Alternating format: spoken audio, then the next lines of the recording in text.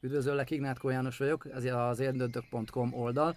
Ez azért jött létre, mert én hiszek a szabadságban, és hiszek abban, hogy emberek, akik érzik azt, hogy valami nincs rendben ezzel a világgal, azok keresnek valamit.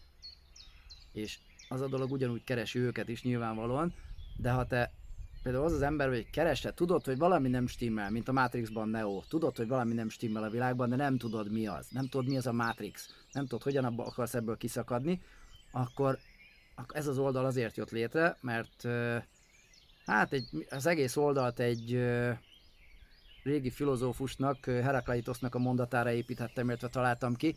Ő mondta azt, hogy ez Krisztus előtt, a időszámításunk előtt 500 környékére testálják.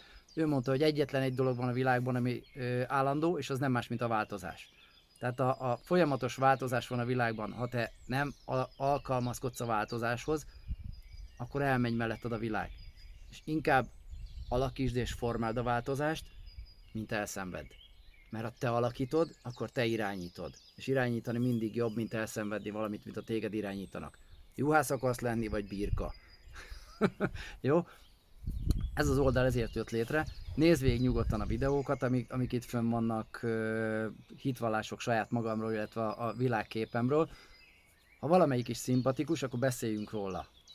Nyilván az, hogy most én ki vagyok, azt szívesen elmondom, meg szívesen benne vagyok. Engem az érdekel, hogy te ki vagy, és mind szeretnél változtatni. Mi az, ami neked így a kis kavicsa cipődben, ami folyamatosan ott cseszteti a lábadat, amikor lépkedsz. Legyen ez munka, legyen ez magánélet, legyen ez anyagi helyzet, szabadság, legyen ez a hobbi teljes hiánya, a gyerkőcneves, bármi. Engem érdekel, hogy ki vagy te, mi vagy te. Keresd meg engem, és beszélgessünk egy jót.